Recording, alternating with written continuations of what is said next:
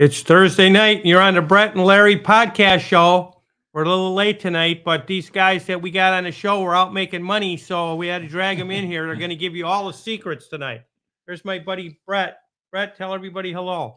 Well, nice to see everybody, and I think you're going to find this show interesting. These two gentlemen were on our radio show before, and everybody loved having them on. Now we're going to actually get to see some of the things that they do with the video we're going to put in tonight. Yep, so we got Drew Shantz. Hello. We got Chris McKanry. Hi. And you guys are going to learn about flipping houses for a living. That's it. So Brett likes to do this.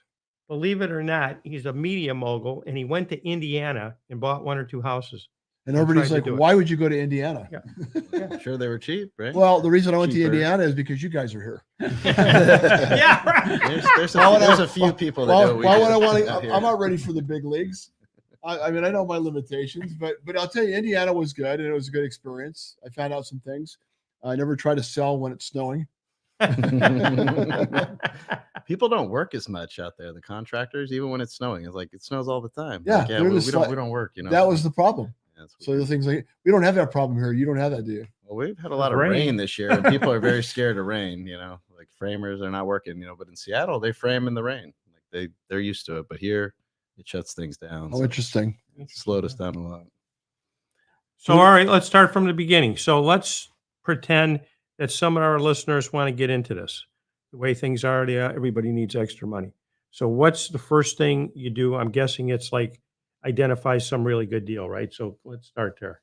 You want to take it or me? Sure. So you hit the nail on the head, Larry. Like identify the good deal is a lot more difficult than it sounds. Yeah, right. As you all know, or may not know, there's very little inventory here in San Diego right now. So what's happening right now is that we not only have competition from other investors that do the same thing, we're having competition from end users that would take a house today that they wouldn't have taken a few years ago and figured they'll just do the renovations on their own just so they can get into a house. So yeah, it's about any business. Really, you have to build a good team. You have to have a good title person. You have to have a good escrow person. Yep. You have to have good contractors, lenders. It's a team sport, what we do. So I would say the two things you really need are you need dollars. So you need capital and you need deals. Those are like the two main things. And then like he's saying, you need a team around you that can help you. So a real estate agent who can help value it, a contractor who can analyze how much the costs of the repairs are going to be, a good lender to finance the deal. And are you still in these situations? Are you using lenders a lot, or are people coming in just with cash? I mean, we're competing against some guys that are cash, but most people finance. They use hard money loans, bridge loans, okay, short-term financing to finance the projects, which gives you the leverage. You can do more than one project at a time. Typically, the average deal for us is like 4 to 6 months on a single-family cosmetic renovation. But you know, if there's permits and additions and stuff like that, that can be 12 to 24 months. You know, so the financing is a tricky part because the costs of capital have really skyrocketed in the last couple of years. Whereas we used to borrow money at about 7% for hard money loans, and now it's gone up to like 10, 11%. So it's got a lot more pricey recently. So you have your own crews, right? Because you can't take jobs off other guys off their other jobs and tell them, okay, I got a deal now. And they go on a bunch of, you got your own crew, right? We work with 3-4 different general contractors that do different things. So some of them are ground up builds. So when we're building apartments, we have a certain contractor for that. And that's the only project we do with them. If it's a single family renovation, we have a guy that we typically go to for those. If it's any of our Imperial Beach projects, we have one contractor who's really good with City of IB, knows the inspectors, all by first name, and, can get some things done. So it just kind of depends on what the project is who's going to build it for us. But yeah, we don't do any of it ourselves. The permitting part in San Diego, is it challenging? I heard Chula Vista, for example. I don't mean to throw Chula Vista under the bus, but I heard sometimes it takes a little longer to get permitting in Chula Vista. I'd Is say that they way all are. everywhere? They're all bad, you know. They're all bad? However, you got to pick the ones that you like to work with. So we've found that City of Imperial Beach is a very small municipality where you can get in and talk to someone that day. Oh. And there's very few people in each department. Whereas City of San Diego, you can burn up a whole day going in just to ask a simple question. There's such a big municipality with so many people, you know, applying for permits. Chula Vista is the second largest city in San Diego. Right. There's like 600,000, 700,000 people that live in city of Chula Vista. So it's a big municipality as well. They're a little bit more maybe antiquated, I guess, you know, so we're doing a project in National City, very similar. It's just older, not as modernized as City of San Diego has become very digital. Everything gets submitted, you know, online. Just their processes are a little different in Chula Vista National City. So you have to learn that they all have their own nuances and then figure out the ones you are willing to work with and you like to work with and that you can be profitable in. But yeah, it takes a lot of time to get a permit approved. From the day you buy something, get the plans drawn and get it approved where you're able to do construction takes a while, depending on what you're doing. But Larry, I think to backtrack on your original question, somebody just looking to get into this business. Good question. So what I always recommend is get involved with the local real estate investment groups that are out there.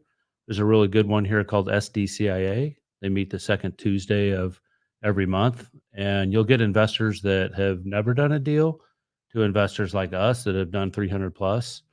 So you get a really, really good group. They're all like-minded, wanting to get in the business, wanting to invest. But I would recommend doing that to start, just so you can get around others. And another really good example is one of our investors has 2 kids in their 20s. I call them kids because I'm in my 50s. But came to us this week actually, and like, hey, we have some money and we want to do some deals. Like, what do we do? And fortunate for them that, you know, Drew and I are going to help them out, and we're going to find the property, and they're going to invest the capital, and then we're going to let them ride along through the process just so they can see exactly how it's done. Nice. And that's what I would recommend. Get involved with somebody that's already doing it. I mean, it's not rocket science if you're teaming up with guys that have the experience, just like in any industry, I would imagine. So get involved with your local real estate investment clubs. So are you met these young men?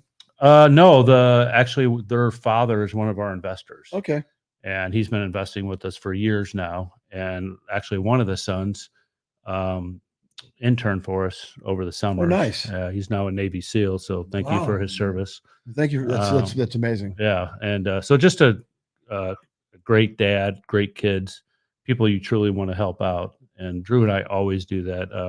We're always helping others, and people are like, well, why are you helping others? You know, and it's like, well, It always comes back to us. in Always some way or are helping another, us. it always comes back I to, think so, too. I'll meet somebody that's never done a deal, and lo and behold, one falls in their lap and I get a phone call. Well, now what do I do?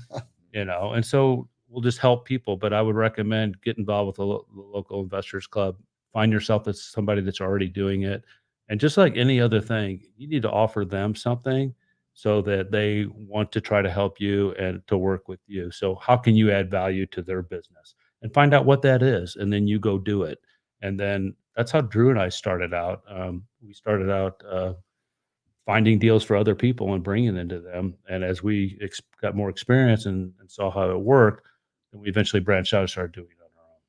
That's really You still find deals for other people too? Or you just Yeah, keep we for do. yourself? Sometimes, you know, like if it doesn't fit our box, we, you know, wholesale them or sell them off to another investor that we know would like that project. In Imperial Beach, we know a lot of the guys who do things, so we can sell them a project, still make a real estate commission or some sort of a fee by doing so. And that's another really, really good point to get started in this business. Wholesaling is not a bad thing. And as Drew explained it, you go find an opportunity. And instead of you going through the whole process, you pick up the phone and you call somebody like us. There's 100 of us out there. Yeah.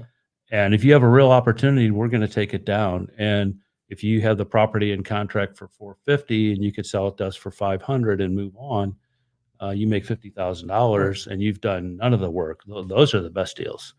But also in the beginning, rather than doing the project, you know, if you send it out to all these people and they go, hey, I want to do it, then you kind of know you have a good one. right? So like it kind of confirms what you're thinking, and then you can still go ahead and do it, even though you know that all these other investors vetted your deal for you. So I think there's a lot of value in that. And, we've wholesaled quite a few properties over the year, and it does, like, flipping a house can take 6 months or a year. You might get into a deal where you make no money after that whole year, and getting that income right away as a new investor, I think, is really helpful. You know, it bringing in some income.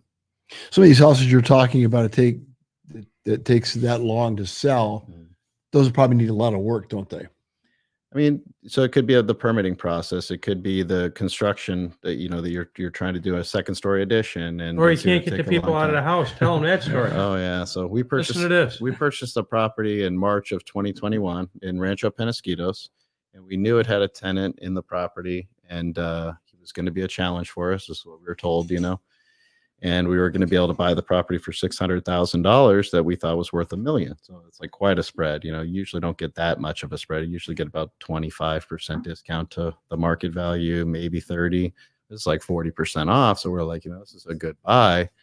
So we went to the guy and offered him, you know, $25,000 if he would move out of the house. $25,000 to move out of the house to rent her. He said, and he's paying $1,500 a month rent for a 4-bedroom, 2-bath house, and they would probably rent for close to $5,000 a month. And we offered the money, didn't want to take it. Really? Yeah, and so we did all of the legal things properly that we should do. Is a landlord who wants to say, hey, we're no longer want to keep this on the rental market. We'd like you to relocate and renovate our home and be able to sell it. You know, it's our property. We should be able to do what we want with it. After 3 years, we went to court. Only one time. There was a moratorium against evictions in 2021, so we couldn't even do any sort of eviction. We just had to wait. Once that was lifted, it took like 9 months to get in front of a judge. The judge dismissed it right away, said the service was improper. It was missing like one little paragraph that said something about personal possessions in the property. And so we were just very frustrated. We ended up just selling the property to another investor who thinks they can get them out. And I said, good luck. You know, that's 3 years, you know, you don't get back. And the a guy, lot of challenges. And a lot of us know that guy. His name's Michael Keaton. Can you imagine you're paying $1,500 a month rent and somebody comes and says, here's $25,000, move out? Can you imagine? I have a story, and I love everybody, but I owned a fourplex in City Heights one time years ago. I don't know if you knew that. No. And this one guy I met him when he went in, and I had a property management company handling everything, but he hadn't paid in like 4 months. So when I met him originally, he had this really cool tattoo of a heart with a knife with a dagger through it with the blood dripping on it. Because I looked at it, I don't know why I remembered that. And so when I go to talk to him, I had I had a sheriff with me, because at this point it was becoming a problem. And when I got there, a lady answered the door. Well, it turned out that the lady also had the dagger, the same dagger that he did. Well, it turned out he got a sex change. He changed his name. He got everything else done, but he didn't take the tattoo off. He says, well, he doesn't live here anymore. So, well, you can tell that he had enough money to do the other work, but he forgot to take the tattoo off. Anyway, he ended up getting evicted. That was kind of a different situation. That's pretty funny. So the other thing these guys do great is they set up the house, pick out all the right colors, all the right materials. Do you do that? They do the staging. Your wife does the staging. We work a lot hand in hand together. Drew pretty much does the design on it.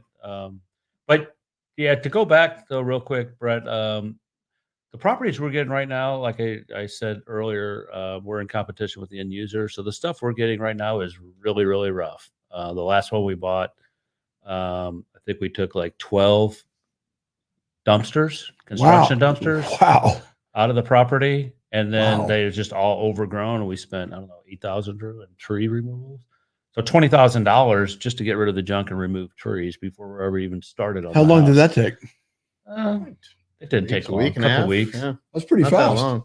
Yeah, they had like 20 guys working on it. So that's the kind of stuff we're getting right now, just because it's hard for us to get what we call the very light cosmetic fixtures, which you go in and paint and carpet. They're tough to find right now. Sure. You have to take what the market gives you, and those are not available right now.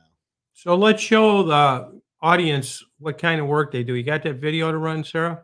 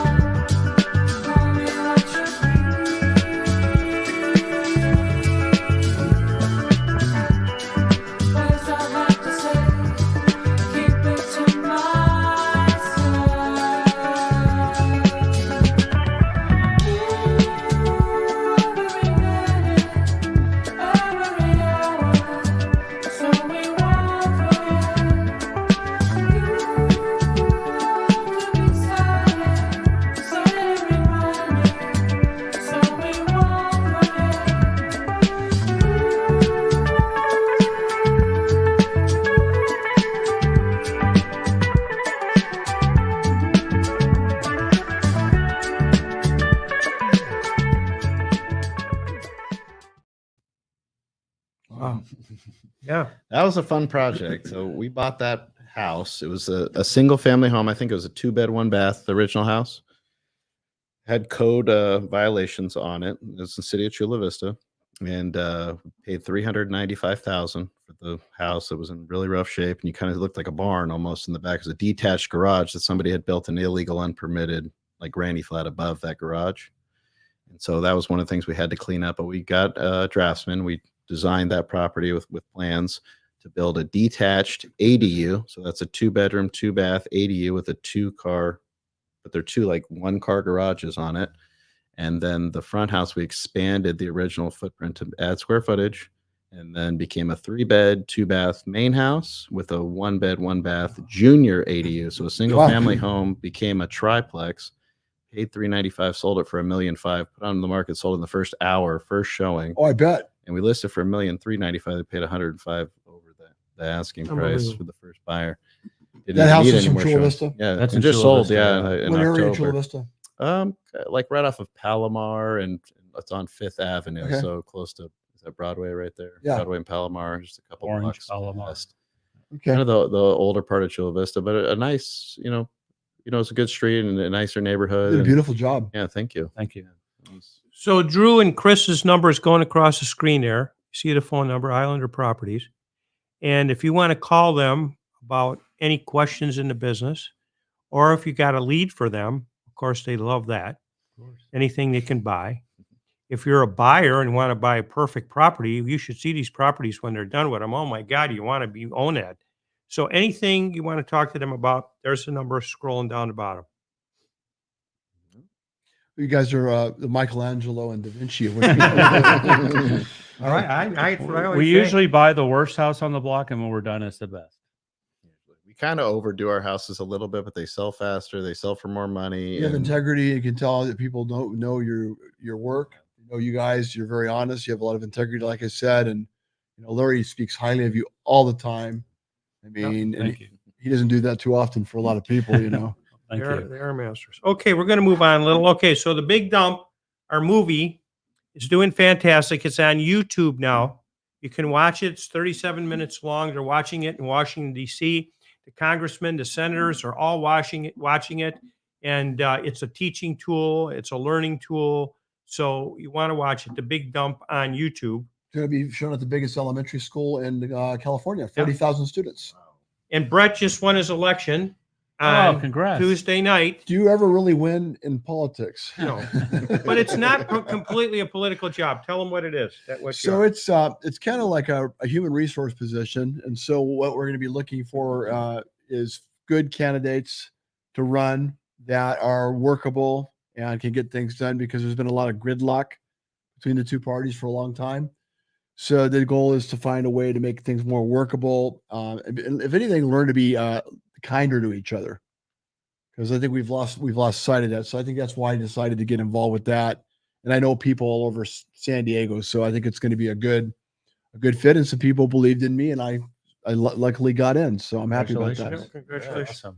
And Brett's doing his training again. He comes out of the training world, the media world, to do training once in a while.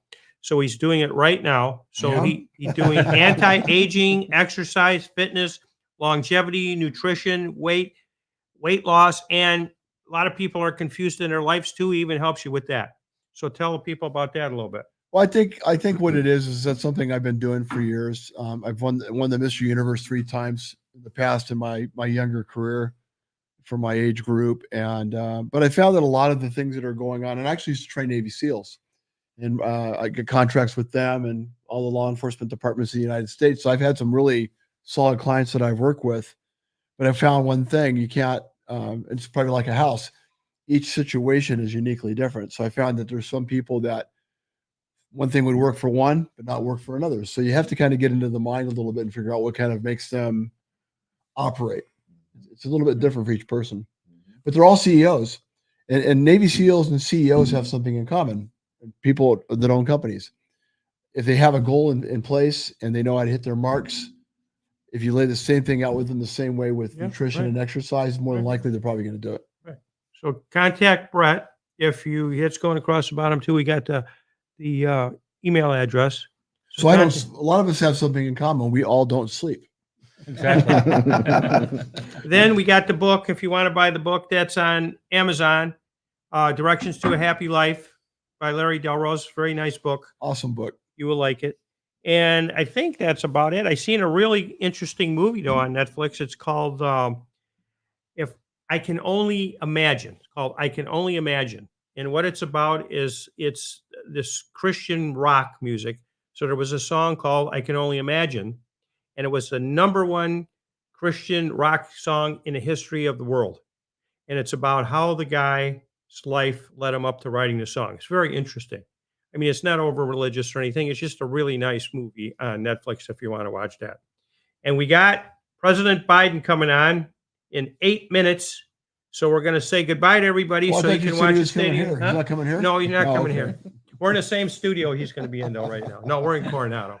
So Brett, give him about bits of wisdom. We'll let these two guys give bits of wisdom before we go off. Give us some wisdom Yeah, on give us how some you wisdom live your on the life world, on life, a daily whatever. basis. I don't know if I have any. You have a lot of wisdom. I think getting a mentor, as quickly as you can. Larry's been a mentor to me. Chris has absolutely been a mentor to me. I started with Chris 14 years ago. Getting a partner in business too, I think is really important. Someone that keeps you accountable and someone to run with.